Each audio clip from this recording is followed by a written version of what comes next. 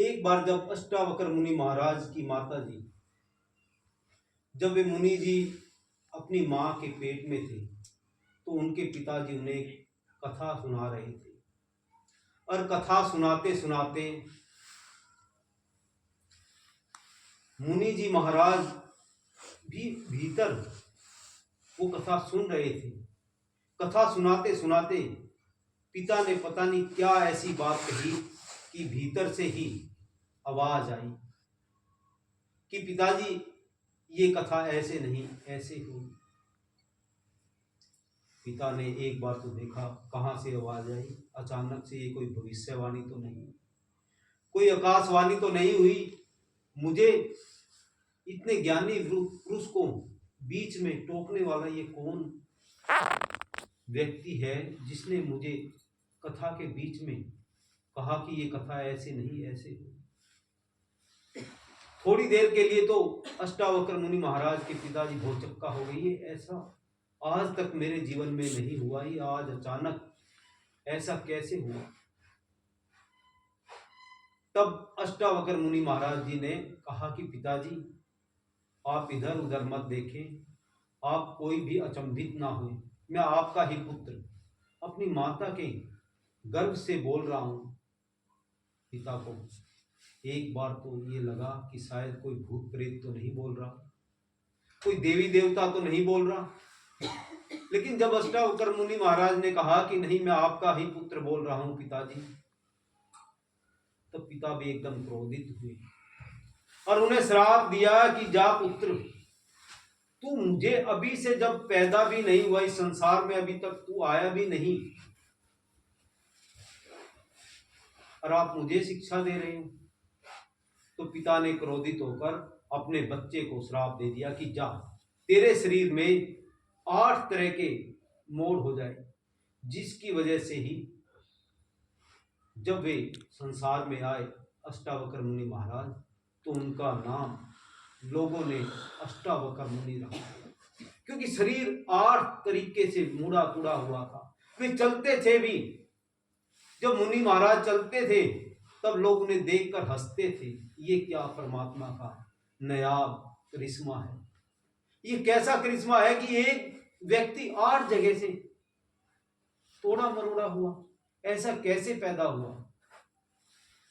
लेकिन पिता को चाहिए था कि अपने पुत्र की प्रशंसा करते, ना कि उन्हें श्राप दे दिया कि आप 8 जगह से वक्र हो के समान आपका शरीर हो।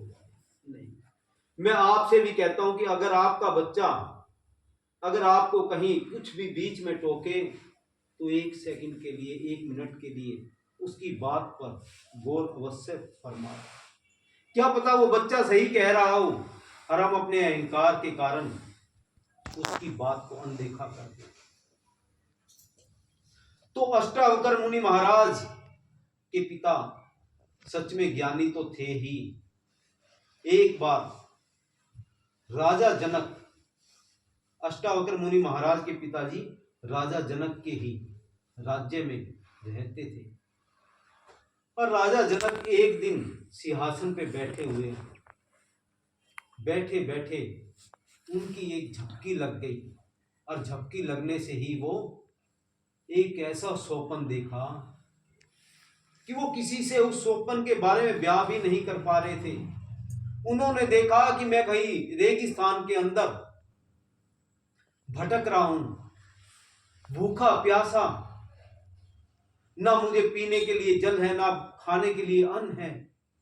मैं इतनी मेरे पेट में भूख लगी हुई है कि मैं वो मिट्टी ही फाकने लग गया।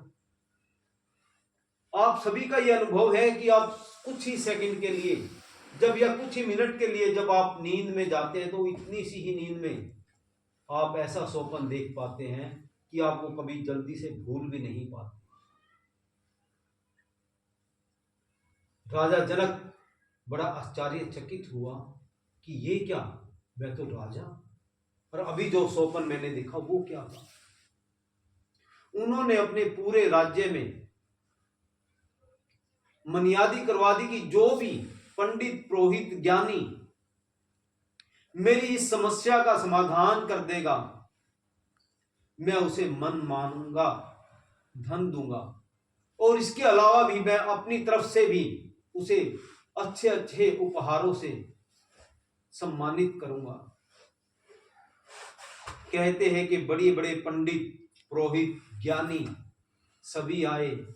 राजा जनक ने सभी को कहा कि मैंने एक स्वप्न देखा था, मैं उस स्वप्न से बड़ा दुखी हूं,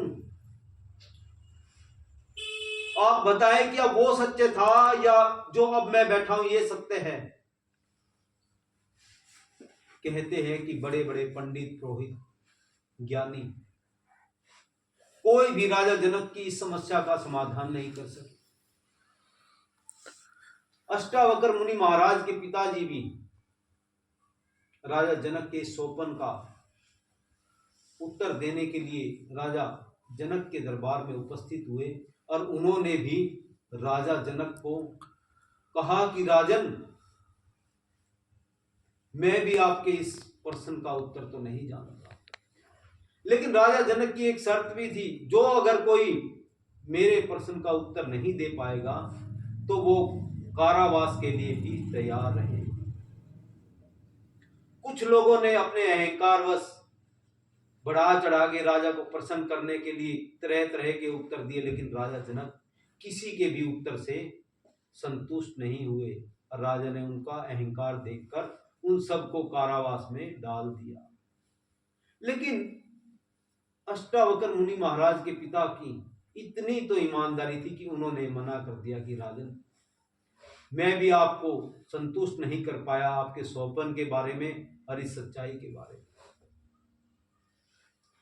उन्होंने भी कारावास स्वीकार किया। राजा जनक ने अष्टावक्र मुनि महाराज के पिता को भी कारावास में डाल दिया, और जब उनको कारावास में डाल दिया तो उनके घर जब वे आए, अष्टावक्र मुनि महाराज बच्चे थे, खेलते खालते अपने घर जब आए तो माता से कहा कि आज पिताजी कहाँ हैं। कहा कि माता ने, बेटा पिताजी तो राजभवन गए थे राजा जनक की स्वप्न की समस्याओं के बारे में उनका समाधान करने के लिए। कहते हैं कि आपके पिता भी उस समस्या का समाधान नहीं कर पाए और उन्हें भी कारावास हो गया। तो माता ने पुत्र से रोते हुए कहा कि अब हमारा क्या होगा, हमारी आजीविका कहाँ से चलेगी। तब अष्टावक्र मुनि महाराज ने कहा कि माता, आप दुखी ना होए, आप परेशान ना हो, मैं जाता हूं और मैं पिता को कारावास से मुक्त करा के ले आऊंगा। माता ने बड़े बिलखते हुए कहा कि पुत्र, जब बड़े बड़े ज्ञानी, बड़े बड़े पंडित, पुरोहित, संत लोग भी राजा जनक की समस्या का समाधान नहीं कर पाए, तो तुम छोटे से बालक क्या राजा जनक की समस्या का समाधान करोगे। कहते हैं कि अष्टावक्र मुनि महाराज ने माता से कहा, माता आप धैर्य रखें, आप मुझ पर विश्वास रखें, मैं अपने पिता को राजा जनक के कारावास से मुक्त कराकर अवश्य लेकर आऊंगा। अष्टावक्र मुनि महाराज राजा जनक के दरबार में गए। पहले तो उन्होंने द्वारपालों ने ही रोक लिया, कहा कि कहाँ जा रहे हो बालक तुम। बोले, मैं अपने पिता को कारावास से मुक्त कराने के लिए आया। कहो जाके अपने राजन से कि मेरे पिता आपके कारावास में बंदी है और मैं अपने पिता को मुक्त करवाने के लिए आया हूं। इतने सहज तरीके से बच्चे ने कहा। तब द्वारपाल गए राजा जनक के पास और कहा कि ऐसे ऐसे बालक आया है राजन, और वो अपने पिता को आपके कारावास से मुक्त कराने के लिए, आपके जो भी प्रश्न है, जो भी आपका सवाल है, जो भी आपकी समस्या है, उसका समाधान करने के लिए, समाधान करके ही मैं अपने पिता को कारावास से मुक्त कराकर लेकर जाऊंगा। राजा भी देखा कि एक बालक आया है अपने पिता को मेरी समस्याओं का समाधान बताकर अपने पिता को मेरे कारावास से मुक्त कराने के लिए।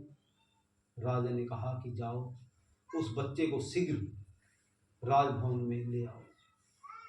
राजसभा में लेकर आए। जैसे ही उस बच्चे को जब सभी हंसकर चुप हो गए थे, तब अष्टावक्र मुनि महाराज ने कहा, आप मेरे इस टेढ़े मेढ़े शरीर को देख रहे हो, क्या मुझे एक बात का जवाब दे सकते हो आप सभी? राजा जनक के दरबार में सभी ने पूरे अहंकार से कहा कि हाँ, बोलिए, आपका क्या सवाल है? तब अष्टावक्र मुनि महाराज ने कहा, क्या ईख तो टेढ़ी होती है, क्या रस भी टेढ़ा होता है? सारे के सारे अष्टावक्र मुनि महाराज के इस प्रश्न को सुनते ही भौचक्का हो गए कि इस छोटे से बालक ने कौन सा सवाल, कौन सा प्रश्न खड़ा कर दिया हमारे सामने। कोई शास्त्रों का प्रश्न पूछते, कोई वेदों का प्रश्न पूछते, कोई ग्रंथों का प्रश्न पूछते। ये क्या एक साधारण सा सवाल, क्या ईख तो टेढ़ी होती है, क्या रस भी टेढ़ा होता है? कोई इस बच्चे से पूछने वाला हो, रस का ईख का क्या मतलब? तो मैं आप सबसे कहता हूं कि आत्मा, शरीर हमारा भले ही टेढ़ा हो सकता है, लेकिन आत्मा एकदम स्वच्छ, पवित्र और निर्मल होनी चाहिए।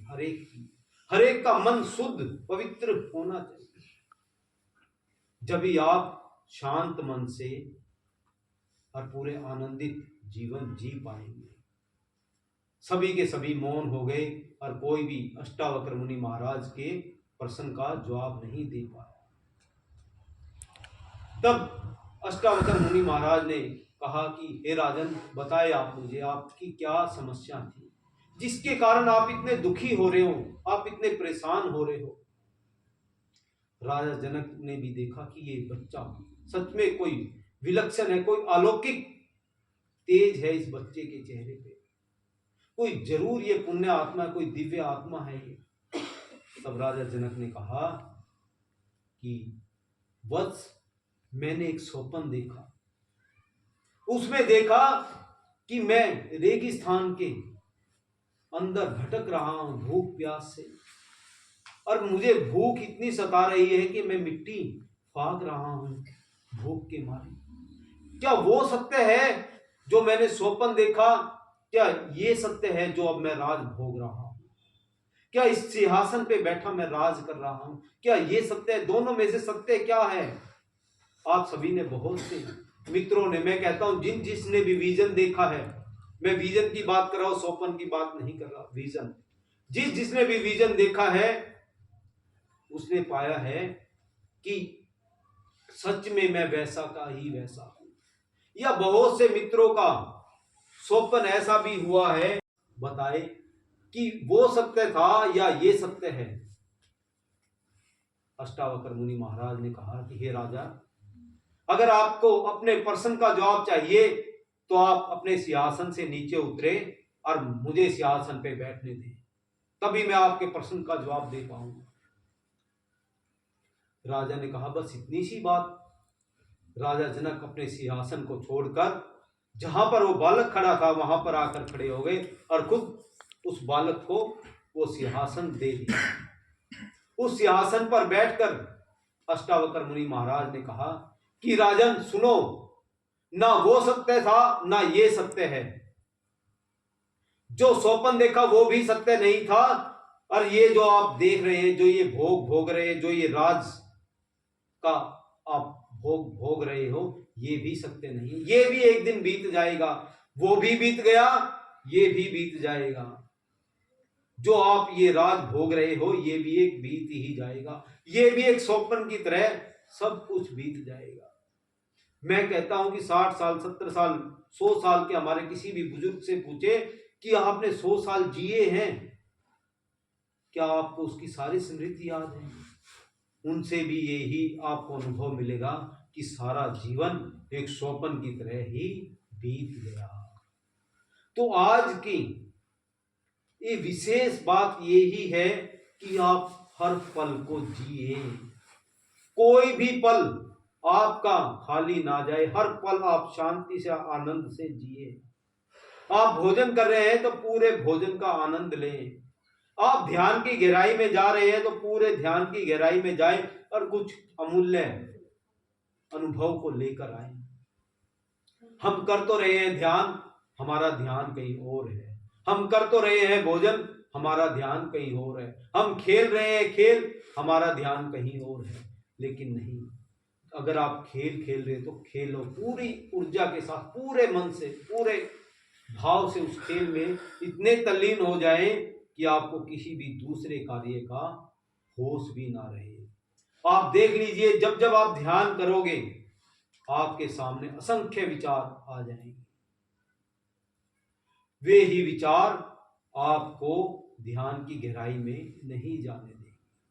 तो इसलिए मैं कहता हूं, जब ध्यान भी करें तो इतने आनंद से, इतने उत्साह से करें कि आपको ध्यान ही आपका समय ध्यान में ही बीते, किसी और चीजों में नहीं। आप भोजन कर रहे हैं तो भोजन के स्वाद का अनुभव ले। आप वस्त्र पहन रहे हैं तो उन वस्त्रों का भी एक अपना आनंद है। अब तो सर्दी है, एक कमीज भी आप डालें, एक शर्ट भी आप डालें, आप पूरे वस्त्र उतार दें, उसके बाद आप एक कमीज भी डालें तो आपको पता चलेगा कि इस कमीज की भी कितनी अहमियत है, इस शर्ट की कितनी अहमियत है, कितनी ये हमारी ठंड को रोक रहा है। हम सब चीजें बेहोशी में करते जा रहे हैं। तो आज का यही निष्कर्ष है कि आप पूरे होश के साथ हर पल को जिए।